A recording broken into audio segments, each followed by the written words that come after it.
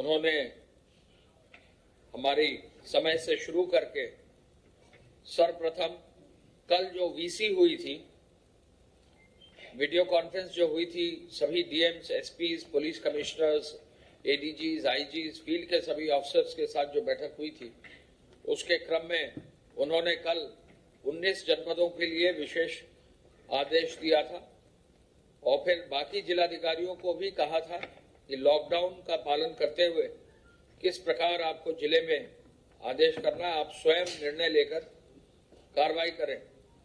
तो माननीय मुख्यमंत्री जी द्वारा प्रत्येक जिले की लॉकडाउन की समीक्षा की गई और उन्होंने यह कहा कि 10 या 10 से अधिक जो कोरोना पॉजिटिव जनपद हैं, उनके लॉकडाउन की व्यवस्था जो निर्णय डीएम्स ने लिया है कि वो पूरी तरह से बंद रहेंगे, यानी यथावत रहेंगे, उसकी समीक्षा की। उन्होंने कहा कि कोविड नियंत्रण को करने के लिए जो लॉकडाउन के नियम और सोशल डिस्टेंसिंग है, उसका कड़ाई से पालन लगातार किया जाए। माननीय मुख्यमंत्री जी ने अपने सरकारी आवास पर इस बैठक में यह भी निर्देश दिया कि कोटा राजस्थान से वापस लौटे सभी बच्चों का होम क्वारंटाइन अवश्य किया जाए। आपको मालूम है कि लगभग पिछले 3 दिन में कोटा से प्रदेश के लगभग 10,500 से अधिक बच्चों को बसों से लाया गया। बसों में आधी संख्या में यात्री रखे गए जिससे कि उनकी सोशल डिस्टेंसिंग बस में रहे। हमारे बॉर्डर पर आने पर, झांसी और आगरा के बॉर्डर पर आने पर उनकी प्रारंभिक मेडिकल जांच भी की गई, स्क्रीनिंग की गई और फिर जिन जनपदों के वो बच्चे थे, उन जनपदों में एक एक बच्चे की पुनः मेडिकल टेस्टिंग की गई और उसी कड़ी में फिर उसके बाद जो है टेस्टिंग के बाद उनको क्वारंटाइन में भेजा गया। यह कार्य जो है पिछले 3 दिन में बड़ा सावधानी पूर्वक किया गया है। इस क्रम में मुख्यमंत्री जी ने कहा कि होम क्वारंटाइन किया जाए। उनके कार्यालय में जो सीएम हेल्पलाइन है, सभी बच्चों के मोबाइल नंबर्स भी लिए गए हैं और बच्चों को हिदायत दी जा रही है मोबाइल करके, फोन करके कि वो होम क्वारंटाइन में ही रहें। यह सुनिश्चित किया जाएगा कि ये बच्चे जो आए हैं उनको आरोग्य सेतु ऐप डाउनलोड भी करा दिया जाए और तब उनको घर भेजा जाए। उन्होंने कहा कि किसी भी दशा में जो सुरक्षा चक्र है वो टूटने ना पाए और पूरी सुरक्षा और सतर्कता बरती जाए। पूरे प्रदेश में या पूरे देश में इससे बड़ा ऑपरेशन अभी तक कभी देखने को नहीं मिला है, जहां इतनी संख्या में छात्रों को एक स्थान से पूरे प्रदेश में अलग अलग अपने घर तक पहुंचाया गया है और इसकी व्यापक प्रशंसा भी की गई है।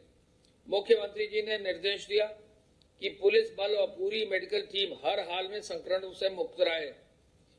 बिजनौर में एक मामला आया है, उसके लिए उन्होंने पूरी उसकी समीक्षा की और पुलिस विभाग ने पूरा एहतियात लिया है कि जो भी कार्रवाई हो वो सभी जनपदों में इस प्रकार रहे कि कहीं भी संक्रमण के फैलने की चांसेस नहीं रहे। उन्होंने यह भी निर्देश मुख्यमंत्री जी ने किया कि पुलिसकर्मी जो हैं वो सुरक्षा उपकरण लगाकर ही ड्यूटी पर जाएं, मास्क, दस्ताने, शील्ड का अनिवार्य रूप से इस्तेमाल करें।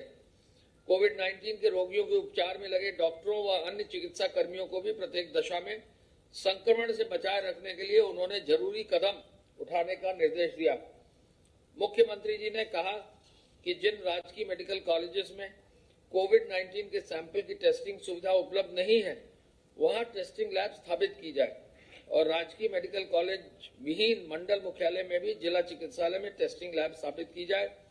कोविड फंड से इसकी बैठक आज या कल तक पूरी हो जाएगी और प्रमुख सचिव चिकित्सा शिक्षा जितने भी मेडिकल कॉलेजेस जहां पर अभी लैब नहीं है या जिन जनपदों में, जिन मंडल मुख्यालयों पर लैब मेडिकल कॉलेज न होने की वजह से नहीं है, उन सभी जगहों पर जो है कोविड फंड से धनराशि स्वीकृत करके लैब स्थापित करने का निर्णय लेने जा रहे हैं। उन्होंने, मुख्यमंत्री जी ने यह भी निर्देश दिया है कि चिकित्सा कर्मियों के प्रशिक्षण और अस्पतालों के संक्रमण में सुरक्षा के सभी उपाय इमरजेंसी सेवाओं के लिए जरूर संचालन शुरू करने से पहले सुनिश्चित किया जाए। उन्होंने यह भी कहा कि मास्टर ट्रेनर्स के माध्यम से आम जनता को भी उपचार की प्राथमिक विधि के बारे में प्रशिक्षित करने के लिए कार्य योजना तैयार की जाए। मुख्यमंत्री जी ने कहा कि डोर स्टेप डिलीवरी में लगे लोगों को भी जांच की जाए।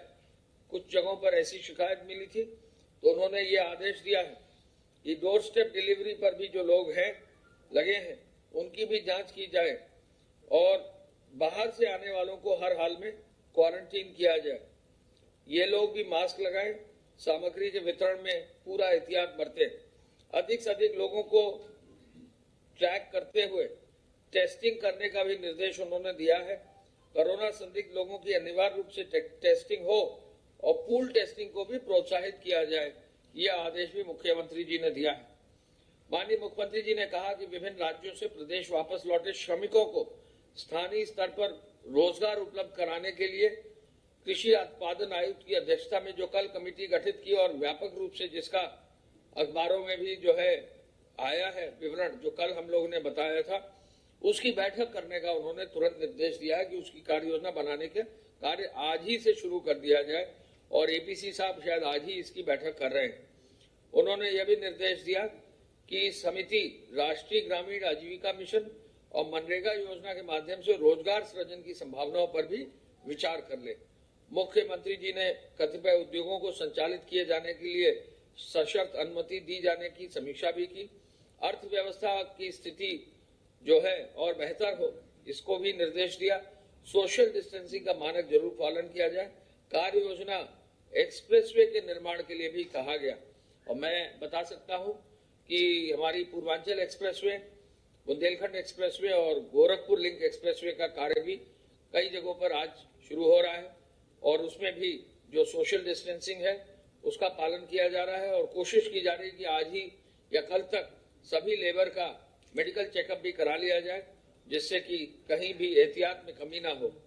उन्होंने प्रमुख सचिव ग्राम विकास को निर्देशित किया कि बुंदेलखंड क्षेत्र में पेयजल की समस्या न हो, इसके लिए भी कार्रवाई करें और सभी नोडल अधिकारियों को फोन पर उपलब्ध रहकर समस्याओं को सुनने के लिए निर्देशित किया है। यानी जो अन्य प्रदेशों के लिए नोडल अधिकारी हैं, मुख्य सचिव साहब से कहा कि वो सभी नोडल अधिकारी उपलब्ध हैं फोन पर, यह भी निर्देश दिया। माननीय मुख्यमंत्री जी, आप सबको विदित है कि उन्होंने एक प्रेस नोट जारी किया है। उनके आज पूज्य पिताजी की कैलाशवासी होने पर स्वयं उन्होंने दुख और शोक व्यक्त किया है। मैं केवल इतना कह सकता हूं कि बैठक में ही सर को ये जानकारी हुई, लेकिन बैठक यथावत उन्होंने करके और फिर उन्होंने यह प्रेस नोट स्वयं ही जारी किया है, जिसमें उन्होंने कहा है कि उनकी हार्दिक इच्छा थी दर्शन की, लेकिन वैश्विक महामारी कोरोना के वायरस के खिलाफ देश की लड़ाई में वो अपने कर्तव्य बोध के कारण वहां नहीं जा सक रहे हैं। लेकिन उन्होंने ये भी कहा कि जो भी कार्य हो वो लॉकडाउन को देखते हुए उन्होंने अंतिम संस्कार के लिए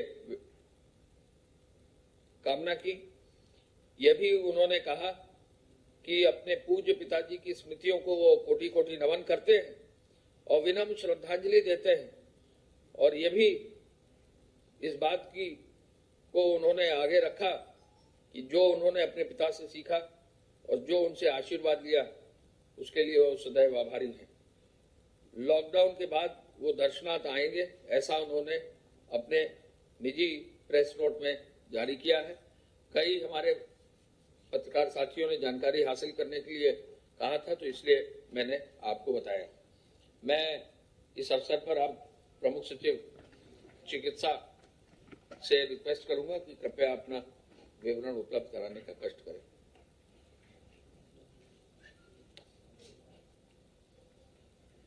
धन्यवाद। प्रदेश में इस समय कुल एक्टिव इन्फेक्शन के केसेस 1030 हैं।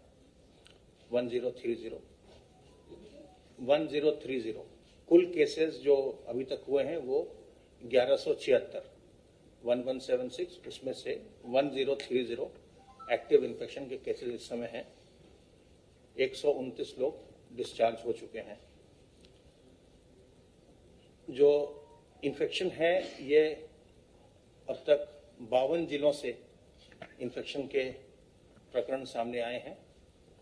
आज 3 नए जिले इसमें जुड़े हैं जो कि मऊ, एटा और सुल्तानपुर, इन 3 जिलों से इन्फेक्शन की नई सूचना आई है। मऊ में एक व्यक्ति, एक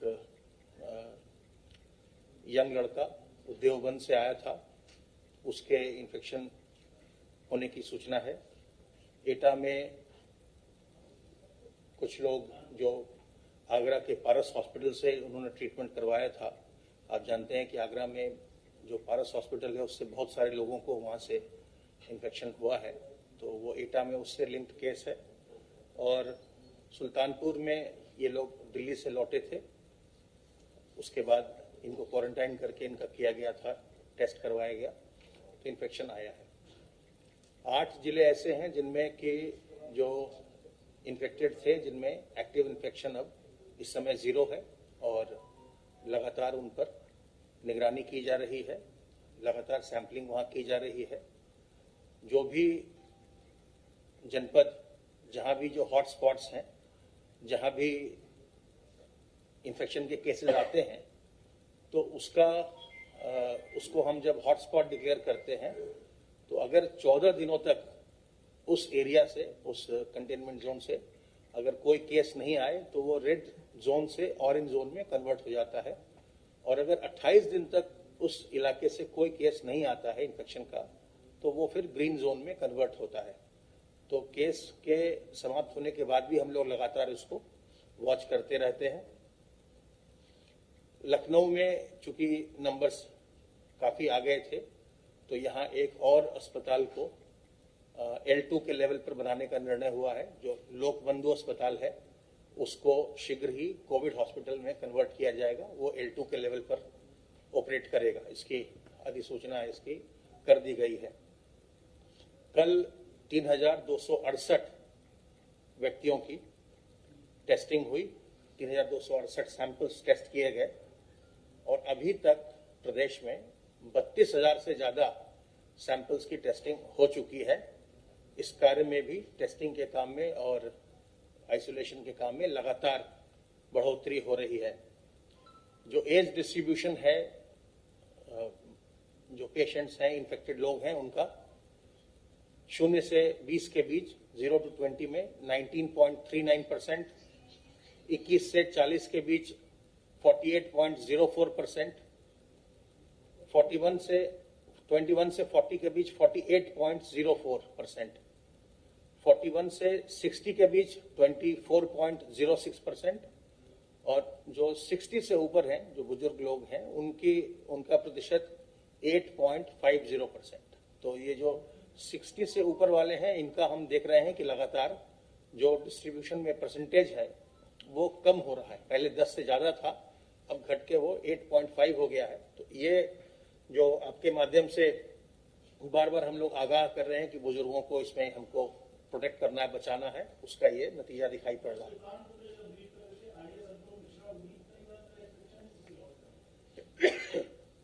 सुल्तानपुर का नहीं, उनकी जानकारी मुझे नहीं है। सुल्तानपुर में जो केस है वो बता दूंगा मैं बाद में आपको। ये पुरुष जो हैं, पुरुषों का प्रतिशत 78% है और महिलाओं का प्रतिशत 22% है। जैसा आपको मैं पहले बता चुका हूं कि हमारे 10,000 आइसोलेशन बेड्स और 15,000 क्वारंटाइन बेड्स हमारे तैयार हैं। और इसके साथ साथ अब हमारे जो एक हमने नई कैटेगरी बनाई है L1 अटैच्ड फैसिलिटी की, वो भी हर जिले में अब तैयार हो रहे हैं। वो वैसे लोगों के लिए है, L1 अटैच्ड फैसिलिटी हम ऐसे पेशेंट्स के लिए बना रहे हैं जो बिल्कुल एसिम्टोमेटिक है। जो हमारा एक्सपीरियंस है इस पूरे संक्रमण के दौरान कि 75% मरीज ऐसे हैं जिनको कि किसी प्रकार के कोई लक्षण नहीं आ रहे हैं और फिर समय के साथ उनका संक्रमण जा रहा है। तो वैसे लोग जो बिल्कुल भी जिनमें कोई लक्षण नहीं होते हैं लेकिन पॉजिटिव टेस्ट में पाए जाते हैं, अगर जो हमारी क्षमता है, जो हमारे हॉस्पिटल बेड्स हैं, जब अगर वो ओवरफ्लो करने की अगर स्थिति आती है तो उसके लिए हम L1 अटैच्ड फैसिलिटीज का उसको हम सेटअप कर रहे हैं, एस्टैब्लिश कर रहे हैं, जो कि टेम्पररी बिल्डिंग्स में होंगे और जिसमें कि हम 10,000 बेड्स और हम क्रिएट करने की कोशिश कर रहे हैं और वो बहुत जल्दी वो सेटअप भी हो जाएगा। तो जो हमारी तैयारी है लोगों के टेस्टिंग की, ट्रीटिंग की, क्वारंटाइन करने की, वो पूरी अपनी जगह है और आप देख रहे हैं कि लगातार लोग अब जो संक्रमण था उस संक्रमण से मुक्त हो रहे हैं, डिस्चार्ज हो रहे हैं। तो हम लोग ये आशा करते हैं कि धीरे धीरे हम इस संक्रमण को कंट्रोल करने में सफल होंगे। धन्यवाद। ये गृह विभाग की सूचना के अनुसार अब तक धारा 188 में 24,446 FIR दर्ज हुई है और 71,782 लोग नामजद हुए हैं। अब तक 20 लाख वाहनों की चेकिंग होकर 27,000 वाहन सीज हुए हैं और चेकिंग अभियान में अब 9.5 करोड़ रुपया जो है धनराशि वसूल हुई है। 481 FIR इसी एक्ट में दर्ज हुई है और 218 लोगों को गिरफ्तार किया गया और फेक न्यूज के भी काफी मामले अब संज्ञानित करके लगभग 429 मामले दर्ज किए गए हैं। हम केवल ये कहना चाहेंगे कि फेक न्यूज में कुछ जगहों पर शिकायत मिली है तो ऐसे में बहुत सख्त कार्रवाई होगी। हॉटस्पॉट जो अभी तक कल तक 49 डिस्ट्रिक्ट्स में थे, 322 हॉटस्पॉट्स निर्धारित हैं और प्रत्येक हॉटस्पॉट को मजबूती से लॉकडाउन की कार्रवाई की जा रही है और स्वतः ही DMs SPs जो है अपने लॉकडाउन की कार्रवाई को कर रहे हैं। अब तक कुल मिलाकर इन लॉकडाउन क्षेत्रों में 35 लाख की आबादी, 35,97,000 की आबादी को जो है इंगित किया गया।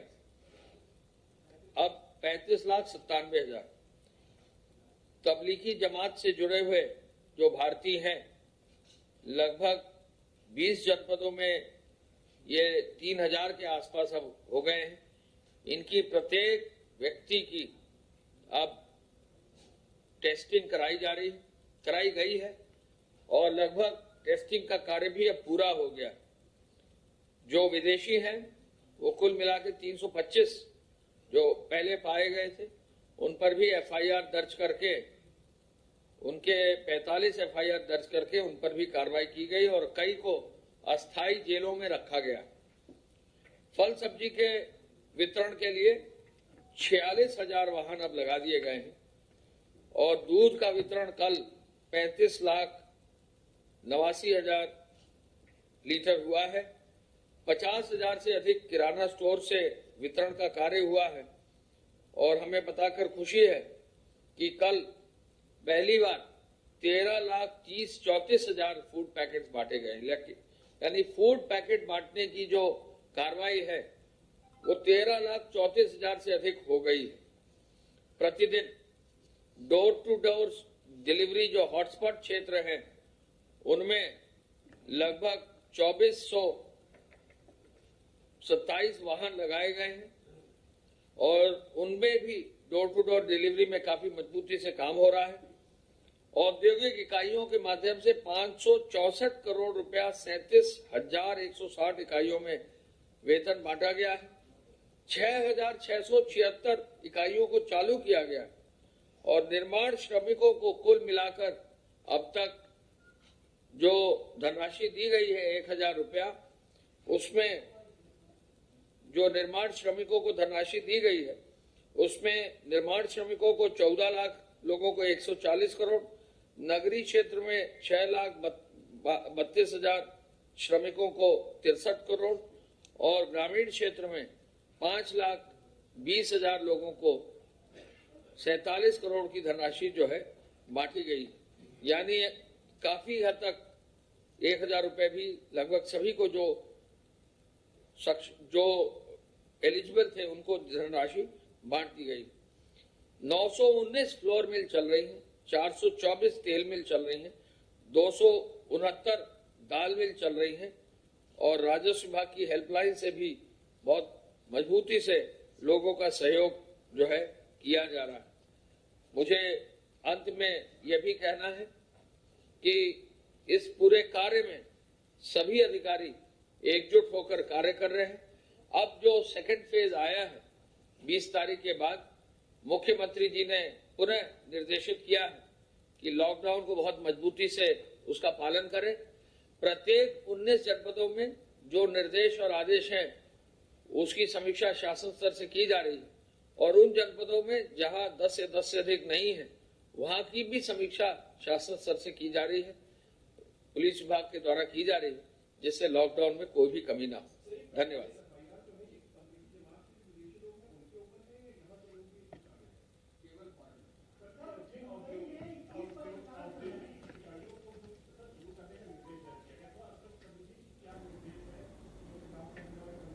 तो अपर मुख्य सचिव गृह विनीश अवस्थी को आप सुन रहे थे। आपके पास पहले से मिल गई है। अब स्टेट लेवल से उन 19 जनपदों में जहां लॉकडाउन है ऑलरेडी एग्जिस्ट करेगा, वहां इन इकाइयों को नहीं शुरू कर पाएंगे, लेकिन जिन जनपदों में विद इन द परिसर जो है लोग उपलब्ध है, मजदूर भी है, सभी स्टाफ है, उनको परमिशन जो है जिला स्तर से दी जाएगी और जिले स्तर पर निर्धारित किया जाएगा।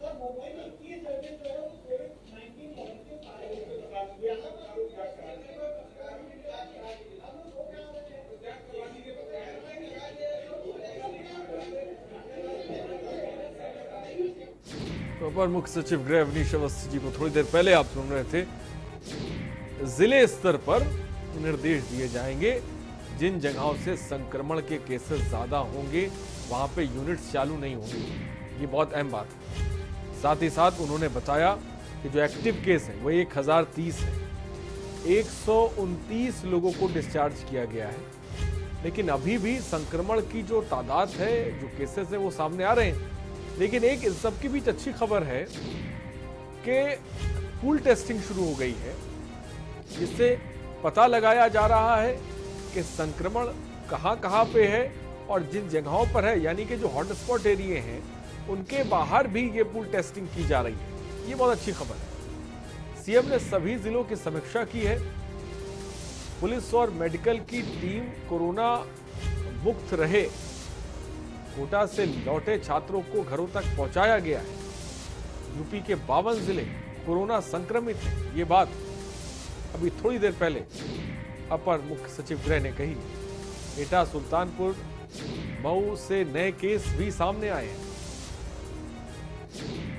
यूपी में 1003 कोरोना पॉजिटिव हैं, यानी कि ये 1030 एक्टिव केस है। कोरोना को लेकर यूपी सरकार ने थोड़ी देर पहले प्रेस कॉन्फ्रेंस की, जो हमेशा इस वक्त पे होती है, जिसमें टीम 11 जो सीएम योगी आदित्यनाथ को अपडेट करती है, उसको मुख्य सचिव गृह लोगों के सामने रखते हैं।